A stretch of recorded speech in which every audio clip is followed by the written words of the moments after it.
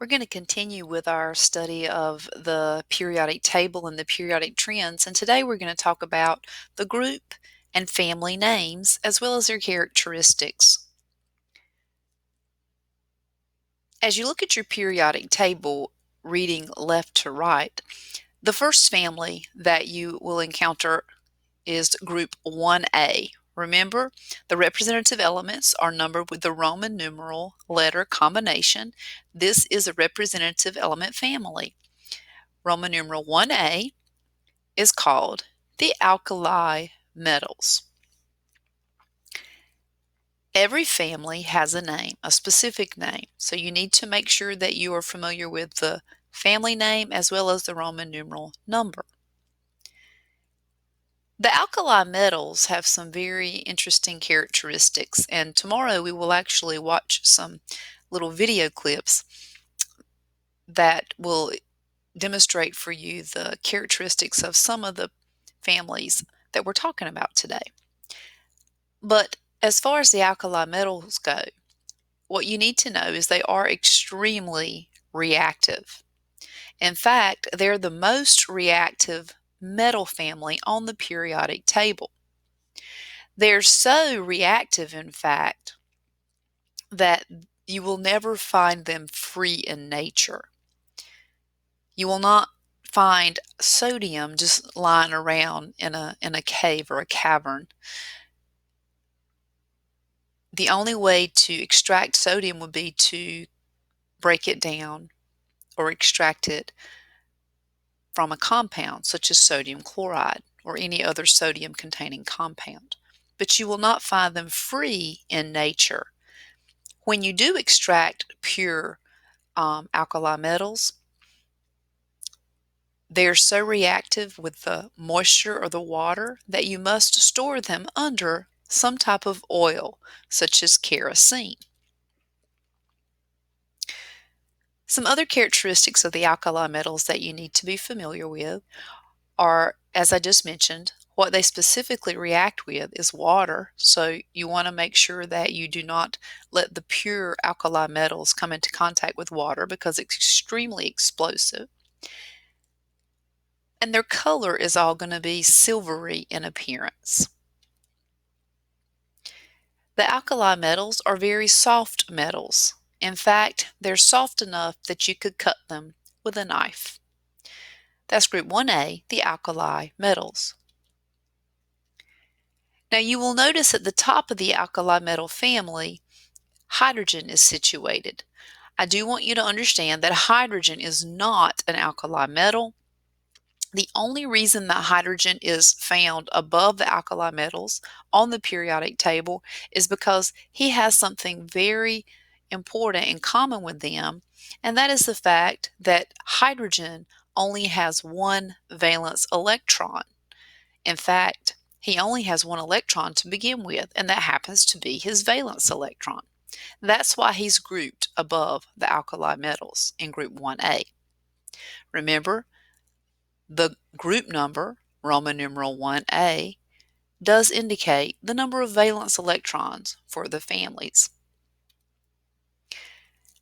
As you work your way across the periodic table, the second family, or the second column, Roman numeral 2A, these are known as the alkaline earth metals. So this is another metal family. Notice these sound kind of the same, but this has two different words, alkaline earth.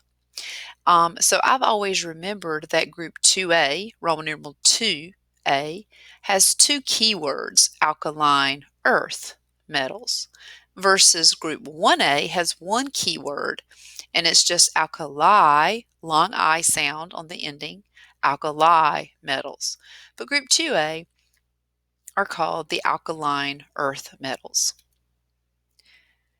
Now the group 2A elements are harder, they're more dense, and they are stronger than the alkali metals. They're harder, they're more dense, and they're stronger than the alkali metals. They're less reactive than the alkali metals also. Remember, I said that the alkali metals were the most reactive metal family on the periodic table. That means they're the most unstable. The alkaline earth metals are very reactive, but they're not as reactive as the alkali metals.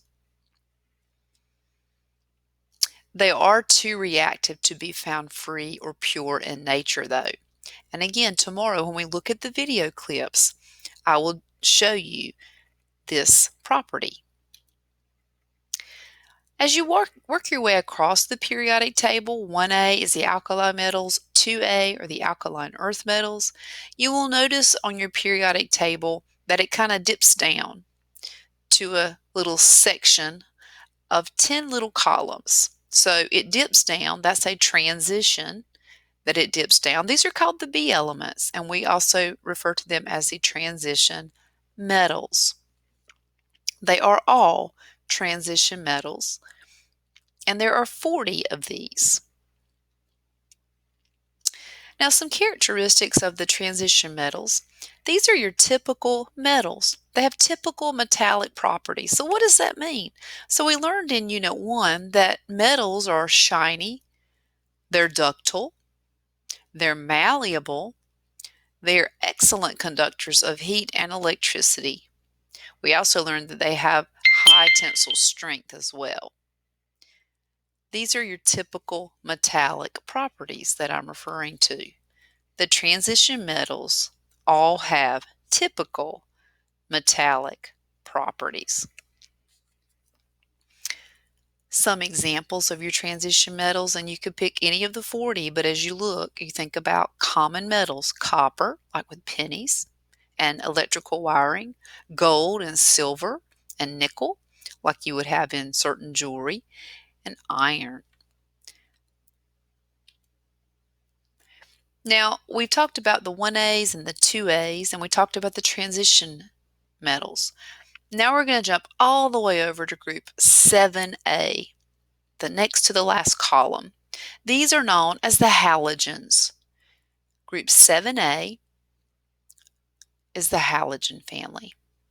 Now, the halogens react vigorously with most 1A and 2A metals to form a salt. The halogens react vigorously with most 1A and 2A metals to form a salt. For example, a 1A metal is sodium. A halogen is chlorine. So we're all familiar with the table salt sodium chloride, NaCl.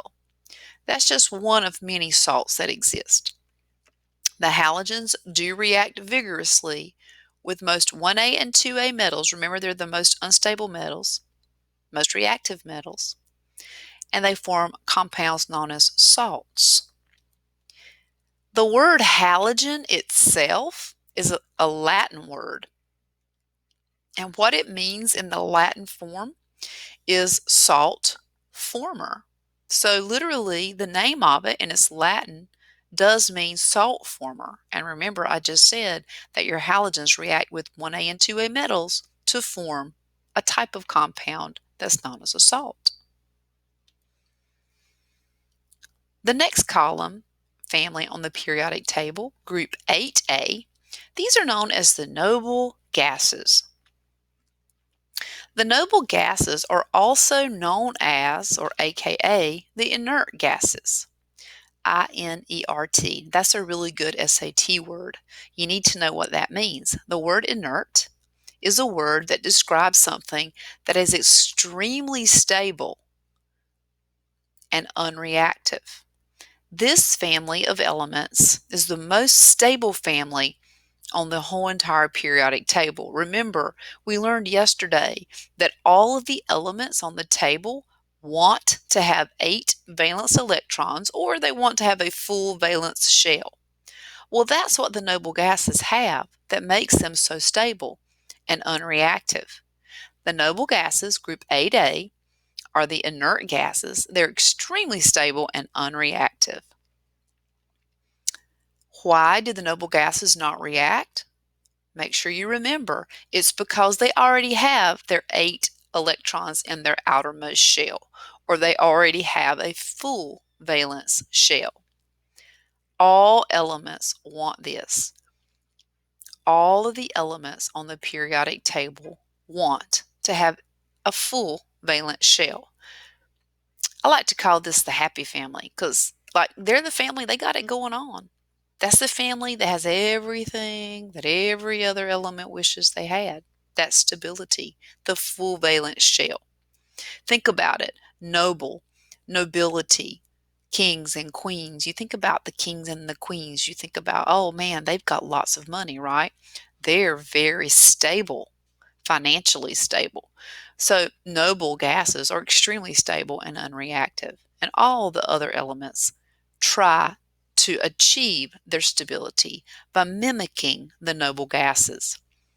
Stability is a characteristic that every element wants.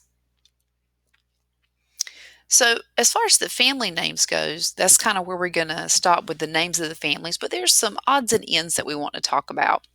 So the next letter in your notes, letter F, just title that hydrogen and helium.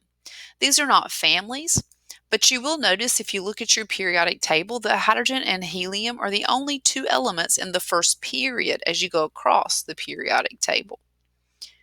They're the only two elements in the first period. Some things I want you to know about these two elements. First of all, they're both nonmetals, and if you look at where we color-coded our periodic tables earlier in the semester, you'll notice that they're both colored the same color as the other nonmetals. So hydrogen and helium are both nonmetals. They are also both colorless and odorless gases.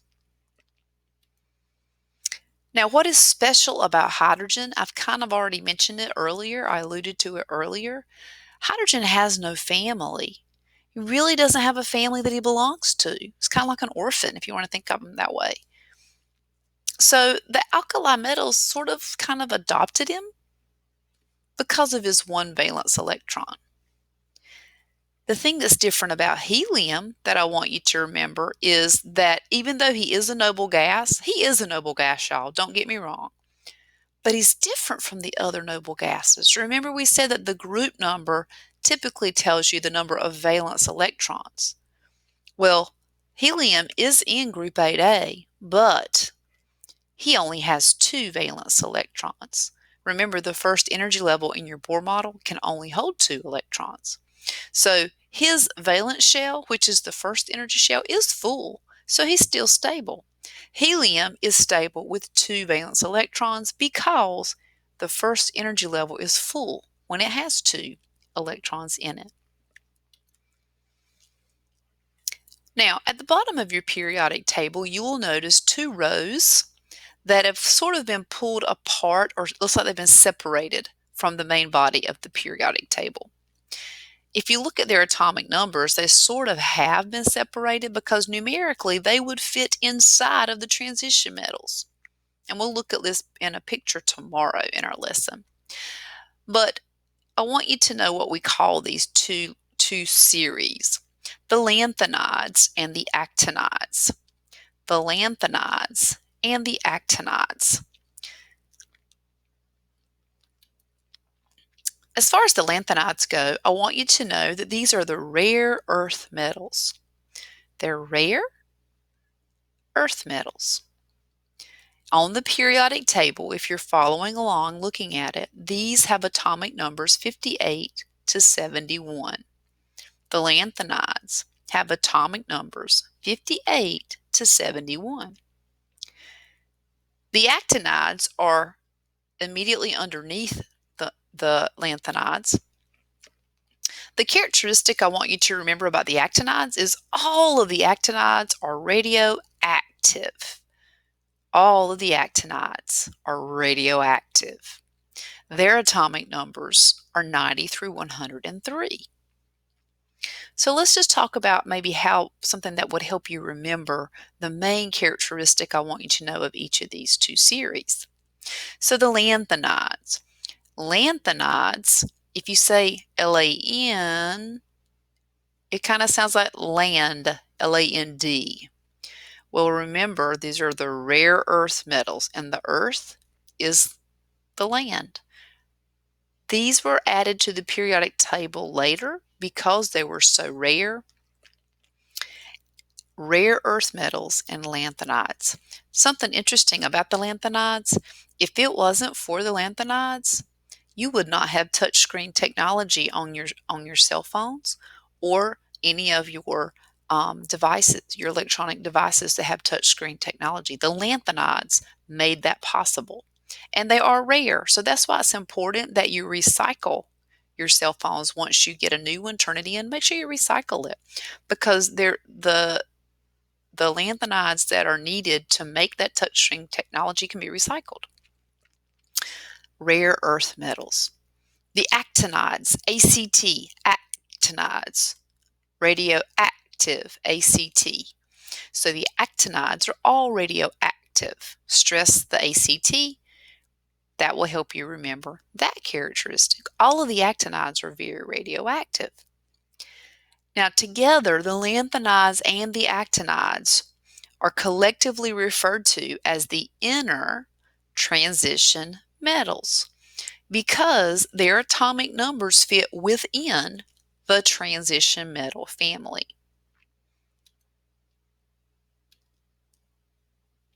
The last thing that I want you to write down for our lesson today has to do with these odds and ends that we were just finishing up with.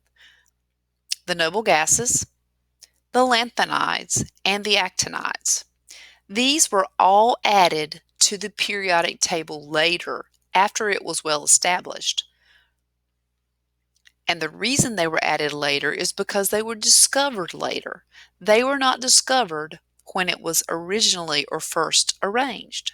So Mendeleev had no idea of any noble gases existing. Now, he did predict the existence of 3 elements that were not even discovered at the time, but he had no idea about the noble gases. Let's talk about why these groups were added later.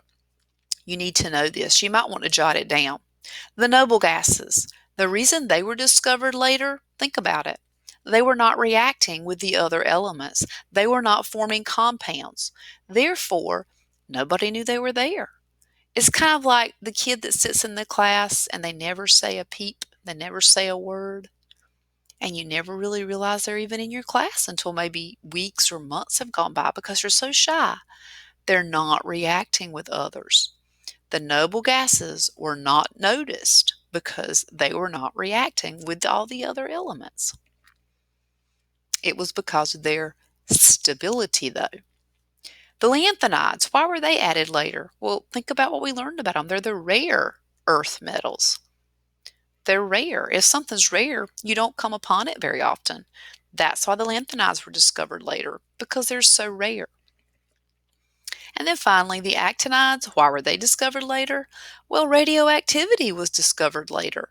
Things that are radioactive, class, they undergo something that's called radioactive decay because they're trying to gain stability.